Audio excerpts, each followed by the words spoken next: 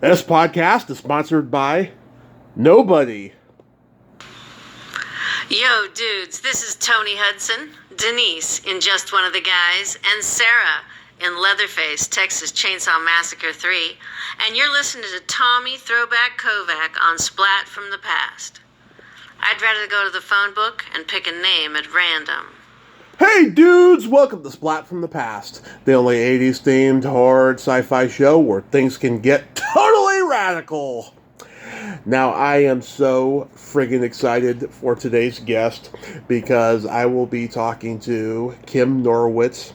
She played Cousin Jill in a very funny and memorable scene in the teen comedy cult classic, Just One of the Guys.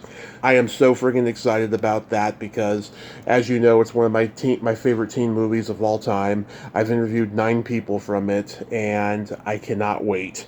Now, how I got in touch with Kim is very interesting. I DM'd her back in 2017 or 18, I can't remember which, and asked her if she was Kim Norwitz because she's under her married name on Facebook. And she said yes, and then I asked her to come on the podcast, and then I didn't hear back from her. And then 3 years ago, I was at the screening for Just One of the Guys, and I saw her there. She was like in front of me and my mother in line at the meet and greet, and I was like, holy shit, it's her, you know, like, should I go talk to her? But I was too shy. I was too chicken shit to do it. So I'm having her on the show today, and we're going to talk about all of that stuff, making the movie and that one memorable scene and go into the screening and so forth, and it's going to be great. It's the last show for Hot August Summer. I've done 25 interviews this month, and it's been fantastic. So yeah, here is my interview with Kim Norwitz.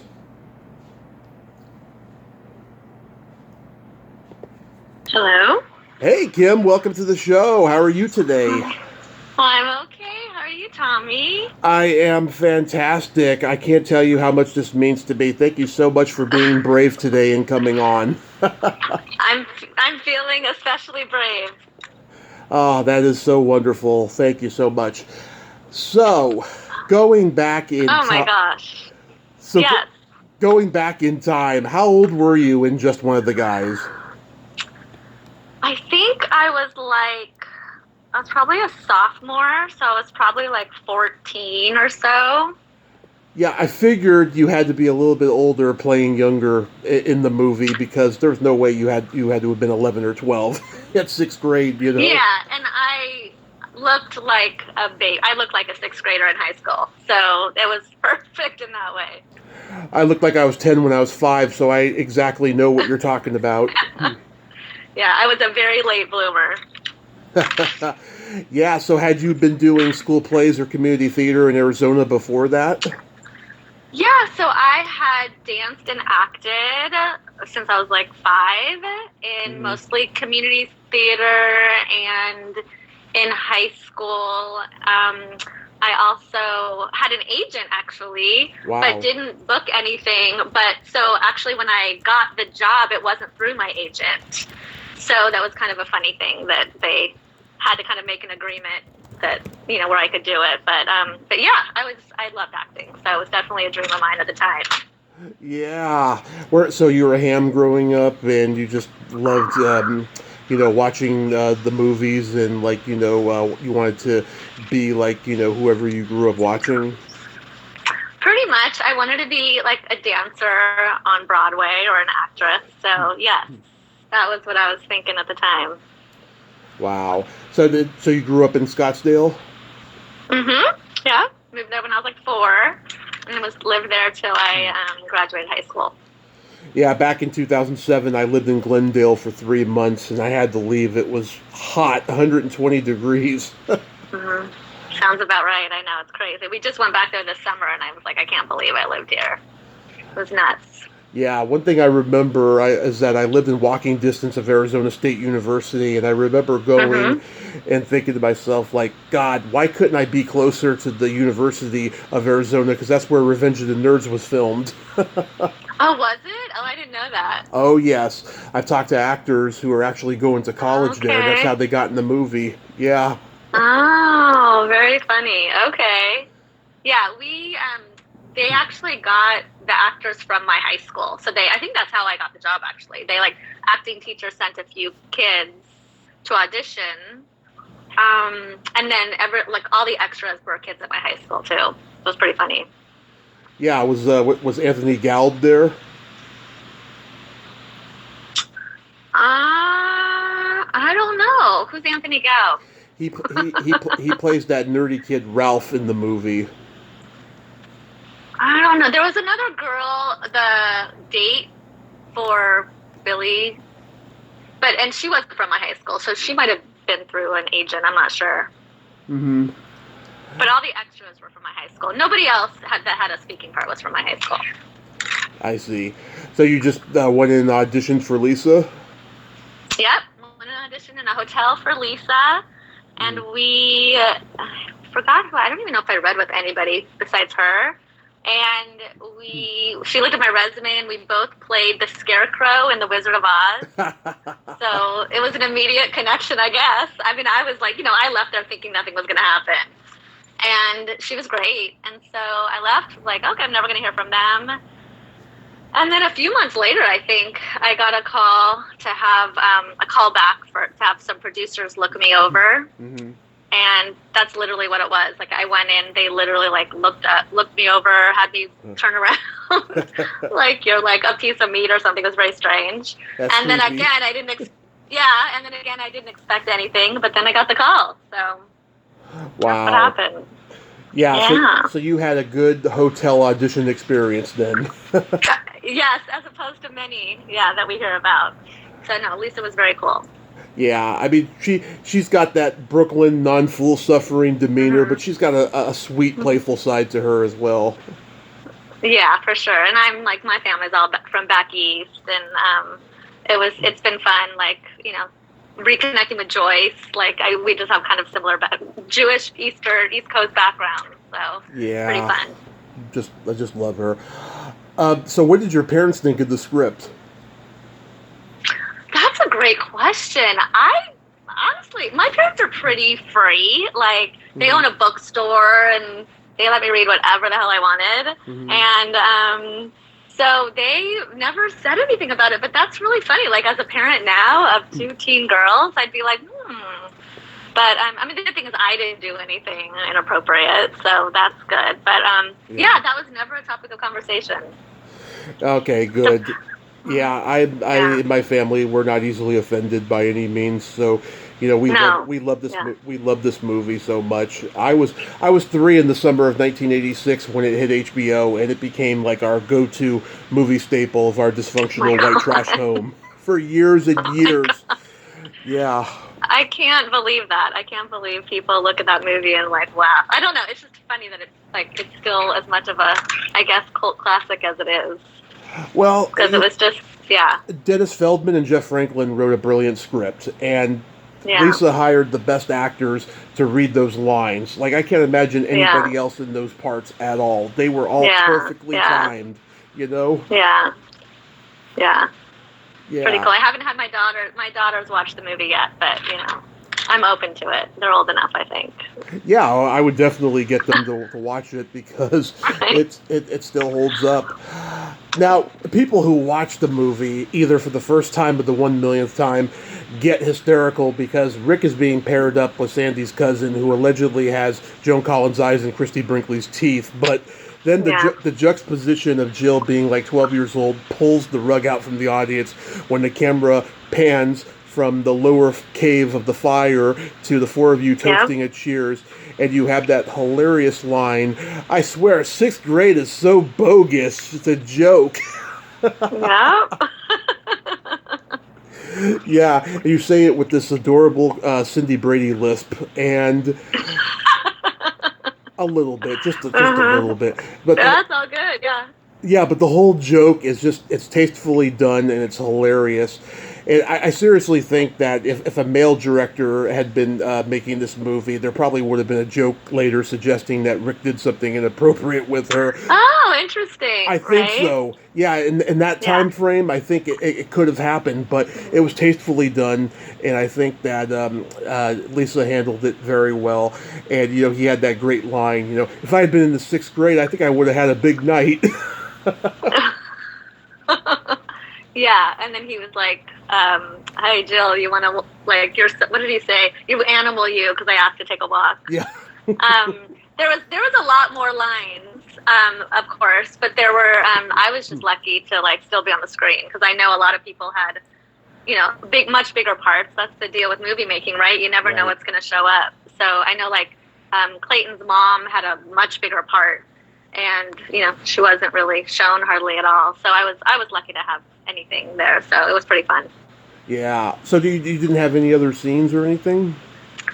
No, but in my lines, there was like probably 4 or 5 pages of lines for that scene. Oh yeah. So, but I don't remember. I wish I had the original script. Yeah. The other thing I wish is there was a cast picture from the full cast, and I don't have that. I wish I had that. I used to have it, and I don't know where it went. Yeah, Lisa and I talked about, there were scenes that were cut that actually ended up in the trailer. One where Terry sits at this one cafeteria table and everyone gets up and leaves, and she's like, "Is it something I said?" Yeah.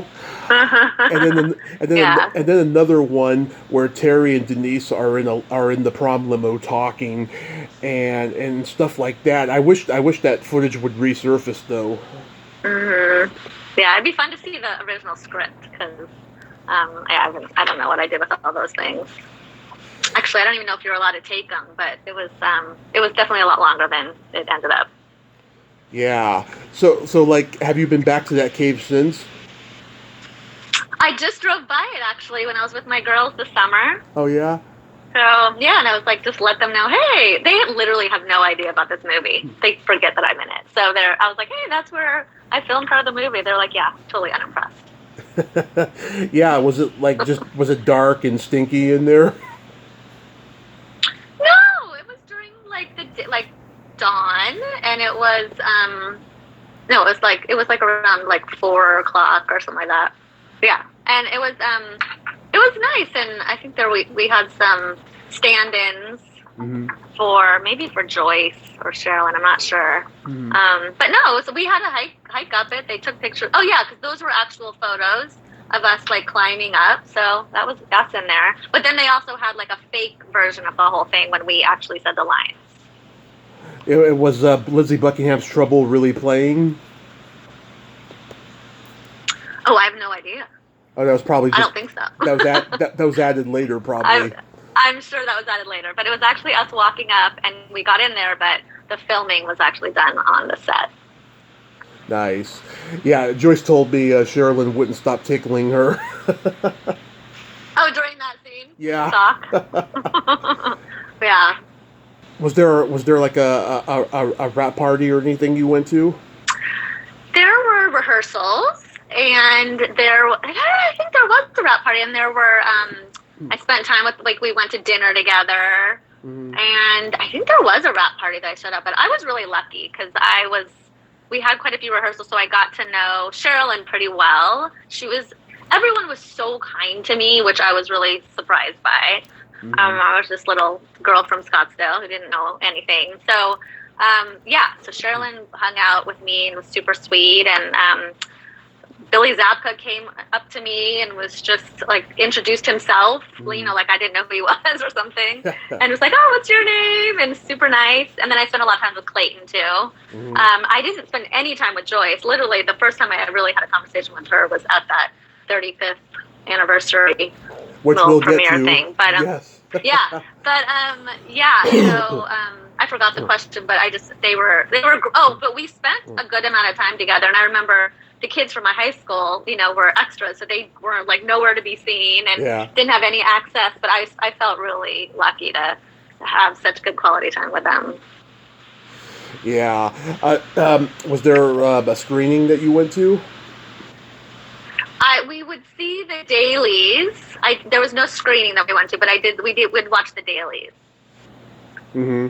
So did you go with your parents or friends to go see the movie in the theater? I have no recollection of seeing. I don't know who I went with. I did go. I don't remember who I went with. That was, what, 37 years ago? I don't know. 38 years ago, yeah. 38 years ago? Yeah. It's funny. I don't know. I've interviewed people who were in that John Travolta and Jamie Lee Curtis movie, Perfect, and Yeah. they expected that movie to be a huge hit for Columbia, right? I think Yeah. I think I think Lisa or somebody told me that Just One of the Guys was scheduled to come out in the summer of '85, but Columbia thought Perfect was going to be the big hit, so Just One of the Guys came out in April and stuff. I think if it had been the other way around, it would have been a much happier experience. If Just One of the Guys would have been a summer hit. Yeah, that was the plan, but it stayed around for a while. I was surprised by how well it did.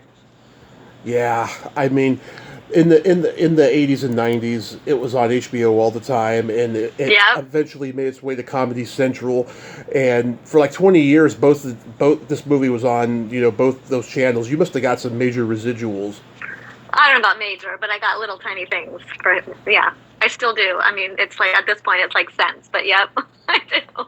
Yeah, I mean like 10 cents a week or something. Something, I don't know, but I get those checks still. Yeah, I mean, this movie has had an impact on my life since I was 3, like I said. No. And I've talked to 9 people from it. I've talked to Joyce and Lisa and Tony and Deborah and Stu Charno, Robert Fieldsteel, R.E. Gross, and John Apicella, and you, of course. And it's been a movie that has just been so special, and I love it. And I'm considering writing a trivia book about it. Oh my gosh. Wow. There was a time years ago when they were going to do some kind of reunion. They'd called me to do some kind of reunion in LA. Mm-hmm. I don't know if you've ever heard about that. But my boyfriend at the time didn't like the idea. I can't believe I even entertained the fact that he didn't like the idea. But yeah, I thought they were going to do that, but I don't know if they ever did. But yeah, They did do a screening in 2015 with a Q&A with the whole cast. I know that. Okay. I wasn't there, but I knew about it later. And they did the Blu-ray a couple years ago. Uh-huh. They had a cast commentary and everything. I heard everyone had a blast doing it. That's awesome. I need to get the Blu-ray. I have the old DVD, but I don't have it on Blu-ray yet. I need to get it. That would be fun to listen to, like with the commentary and everything. Oh yeah, that would be fun. It's gonna be fun and a lot of laughs. I just know it. Yeah. Yeah, and I've tried getting Clayton and Billy on here, but they haven't done any podcast interviews for some reason. It's strange, but there's still hope there. The girl who played the girl with the red glasses that Rick asked to prom, Kathy Boyer. She's on Facebook. I've tried. I've messaged her, but she hasn't responded. Hopefully, I'll get right. her at a certain point. Uh huh. Yeah. Do you have any other favorite scenes that stand out? From watching the movie? I mean, it's the surf thing is funny because it's an actual place, Big Surf. Yeah. And so that's obviously pretty funny and wild, that whole scene. But it's just funny that it's an actual place and that we used to hang out in high school all the time. Mm-hmm. I think that's what I can remember. I don't know, there are a lot of fun scenes. It's such an 80s movie. Like, it's such, like, the opening, and you see those kinds of things all the time in 80s movies. So, but it's, those are some of my favorite scenes. Yeah, I love it when Rick humiliates Greg in the cafeteria. It's so brilliantly done. Oh, that's when you see all the extras that I know. Like, we're pointing out people in the cafeteria scenes. Yeah. It's pretty funny. And the Kavina moment that Billy has just before that is so priceless. Every time I watch it, I can just see how they're trying so hard not to laugh in that scene. Mm-hmm. It's brilliant. Every review I ever read about the movie, whether it's good or bad, they all comment on Billy Jacoby's performance as Buddy, saying it's the best thing about the movie. Pretty wild. I probably couldn't get away with it today. Oh no, Pretty wild. No.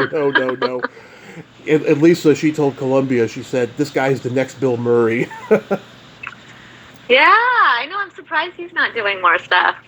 He's doing music now. He like has a band. Oh, okay. He has like a band that plays in L.A. I've heard, But yeah. Got it. So, fast forward to 2020. When I found out that Joyce was going to be there at that screening, I told my mom, I said, I don't care how financially unstable we are. I don't care what we got going on. We got to go to this. Because Joyce... Where did you live? At the time, I was living in Redding. I just moved to Modesto. I've been in the Bay Area my whole life, though. Okay. And so I said, Joyce has been on 3 times. We got to go. So we did go, and we had a blast. My mom had too much to drink, which is why I didn't introduce myself to you. I just had to babysit her, and I felt bad later. No. I didn't. That would have been a party, though, if you had. Yeah, I felt bad later that I just didn't come and introduce myself. But oh my gosh. We went to Dana Gould's table by accident first, and I'm like looking at him like, I know that guy from somewhere, I just can't figure out where. And I asked the security person after my mom said, where's the just one of the guys table? And I said, excuse me, ma'am, who is that? And she's like Dana Gould. And I'm like, that is Dana Gould. It was crazy. But yeah, it was great. Joyce was so happy to see me. I had met Sherilyn one time before, about a year or two before, at a horror convention, and I actually liked her better at the horror convention than I did that night. She just wasn't very friendly that night. But it was great seeing Joyce. Joyce loves my dirty jokes, and she told me when she came on the podcast a week before to promote the event. She told me, she's like, if you don't have a really good dirty joke for me that night, she's like, I'm never talking to you again. And I did. Oh, no pressure. Okay. Yeah. Good. I'm glad you did. Yeah. Her face was priceless. I just hope she whispered it to Sherilyn afterwards. Yeah, she's so expressive. It would have been great. Yeah. And Sherilyn admitted on stage at the screening that she really did have a crush on Joyce during filming. That's funny. I think it's cool. I really do. Yeah. It also shows on screen. Yeah, I mean, they both had some pretty remarkable boyfriends at the time, as I'm sure you know. So. Well, Joyce had Bruce Springsteen previously. And Sherilyn, I don't know who she had at that time. I think she was dating Chris Penn. Oh, okay, yeah, because they were both in that movie, The Wildlife, together, and there's a scene near the end where they're in the bedroom at the party, and Sherilyn is like, you don't. It's just like, are you sure you want to have sex with me? You don't know me, right? And he keeps pulling her thing down and going, I know you, and then she's like pulling it back up, and then she's like, I can't have sex with you because I know you're going to tell everybody. Yeah. And I think she had, at the time, she would tell me about interactions with Prince. Oh, yeah. And I'm not sure if I'm imagining this or not, but I feel like Billy Idol, that she had some interactions with as well. But they definitely both knew some pretty major people. Interesting. Wow. Yeah. I just interviewed... Don't quote me on any of those, but I'm pretty sure. Yeah, I'm pretty sure. Oh, no. I just interviewed Sherilyn's aunt, Susie Quattro. Oh, okay. Uh-huh. Yeah, she told me they don't have a very good relationship. She wasn't too happy about talking about her and stuff. But she had at least acknowledged how talented she is. Yeah. And I thought she was... Yeah, I thought she that was was nice. wonderful with me. She was really wonderful with me. She was so supportive. She gave me like these earrings she had, and I treasured them for a while. And she was she would give me pointers as I was acting, and she was a sweetheart. Yeah, it was amazing to see them. But Sherilyn's reaction was, Joyce's reaction was incredible because, like I said, I didn't really know her, and I was totally nervous about going. I had a friend that invited me, and he was like, you have to go. That big, tall guy, I don't know if you remember. And I think he stood back. But I was, not even going to go up to them. But, yeah, I had no idea what to expect. So I was, it was very sweet how they reacted. Joyce and I have kind of continued some, connecting afterwards. So pretty amazing. That's so wonderful. Yeah. Yeah. Tony came back on a couple weeks ago. They wrote a very steamy erotica book about her past of going on Tinder and meeting guys. Oh, okay. Yeah, I read the whole thing and I was like, Tony, I didn't know you had it in you. No pun intended. She was just Wow, it is adult, I'll tell you. Yeah. Okay, because that wasn't like her role at all, so that's pretty funny. No, and she's so great as Yeah. Denise in the movie. She says, Yeah. her favorite line that Denise has is, "I'm having such a good time. No one here knows I used to be fat." All right. Oh, so dated, right? Like all those I lines. know. There's so many great lines in that movie, though. Yeah. So many. Mm. So, you teach now? Yeah, I've been an educator for 27 years. I've been Mhm. a behaviorist, a special ed teacher, a principal. So yeah, I'm in education my whole life. Wow. So you just decided, yeah, you figured that was probably the best experience you're ever going to have on a movie set, so you just like didn't want to push it further.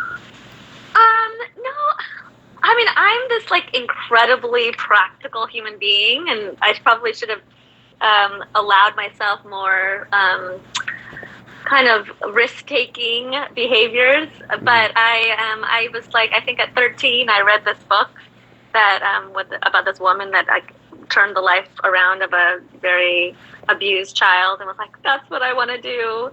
So, but I loved acting. Like acting really was probably my passion, and dancing.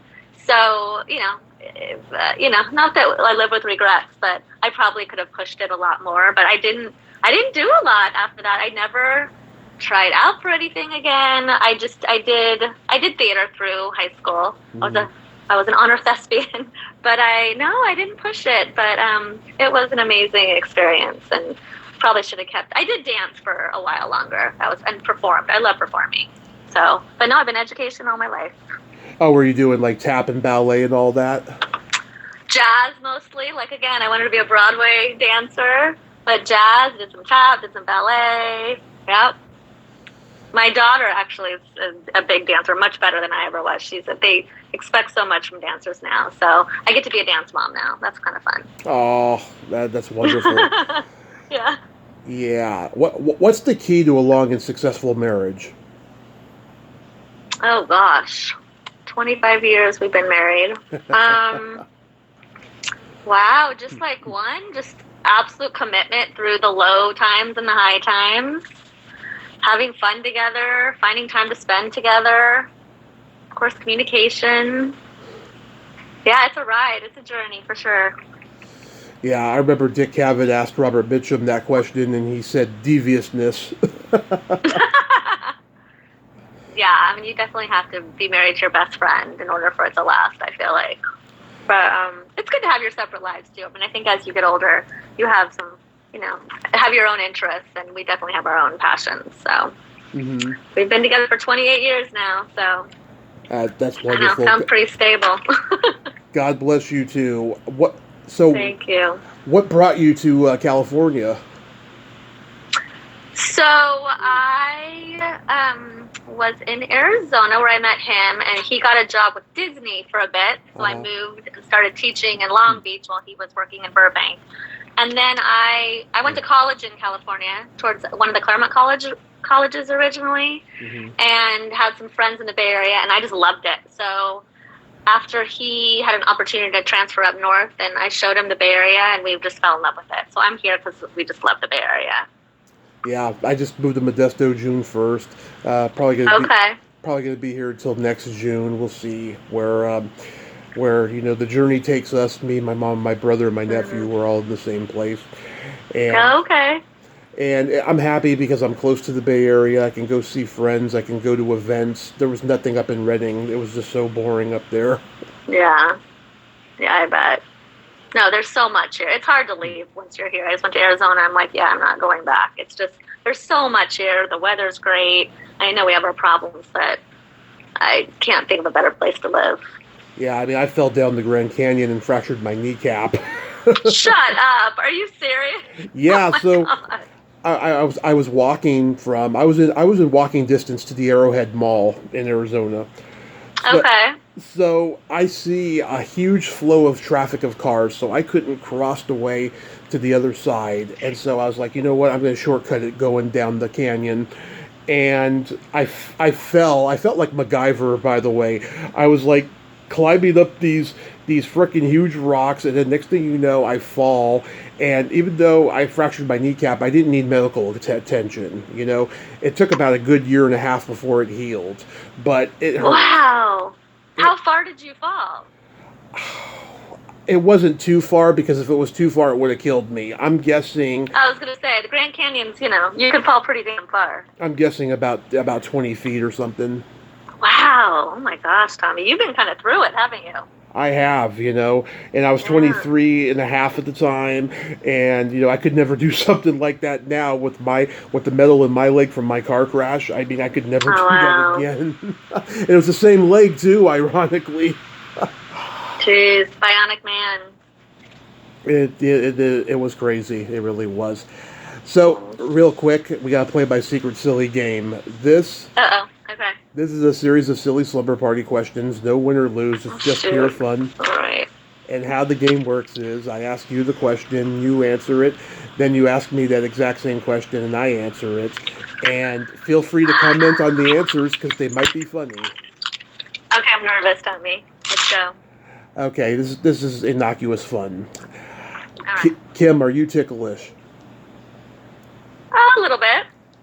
Tommy, are you ticklish? Is that right? Is that how I play? Yes. Okay. Yes, if you tickle me without warning, though, I might hit you in the groin. Okay. Good to know. Is your belly button an innie or an outie? It's a kind of a combination of both. Nice. Yeah. What about you, Tommy? Is your belly button an innie or an outie? It used to be a little These are bit... kind of intimate questions. Oh, I apologize if it's making you uncomfortable. I'm just kidding. I'm totally kidding. It's fine. I'm like, imagining Tommy's belly button. Okay. Yes. It's an innie. It used to be a little bit of both, but then puberty set in. Oh, interesting. Okay. What color are your toenails painted? Oh, they are like a light pink. What color are your toenails painted? Right now they're not painted, but last time they were, it was like a lavender purple color. Nice. Okay. Yeah. We're both in the pastels right now. Got it. What would you say is your best personality trait?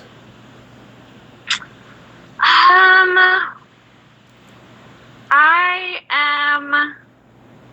Oh, gosh, that's good. I'm always striving to learn. Oh. Yeah, what about you, Tommy?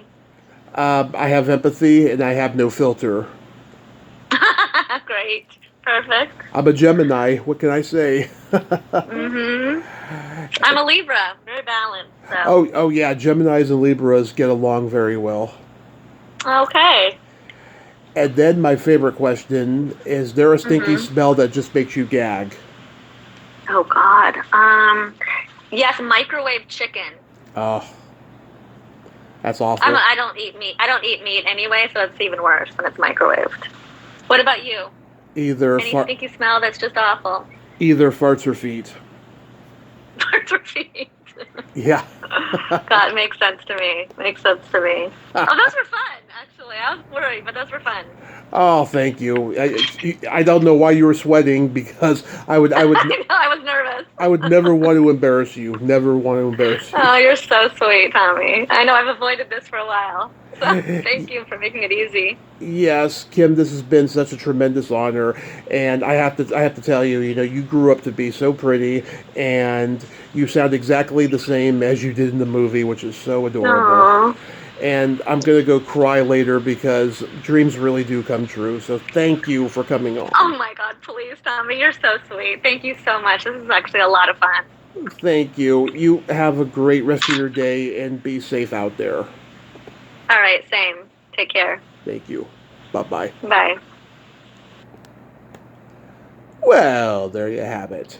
Kim Norwitz. Ain't she a sweetheart? Oh my God, what a great conversation that was, huh? I mean, she is just so well-adjusted and so wonderful. I'm so glad we got to talk today. I wish I had, seen her. I wish I had gone up to her in person and introduced myself, because I'm sure it would have been, it would have been funny, entertaining, Would love to have given her a great big hug, but you never know. Maybe there'll be another screening in the future that she will attend. Well, until next time, this is Tommy Throwback Kovac saying there's no shame in living in the past because the present sucks. Later, dudes. Out on the street, it's one of the guys. Stick together. Reputations out on the street, just one of the guys.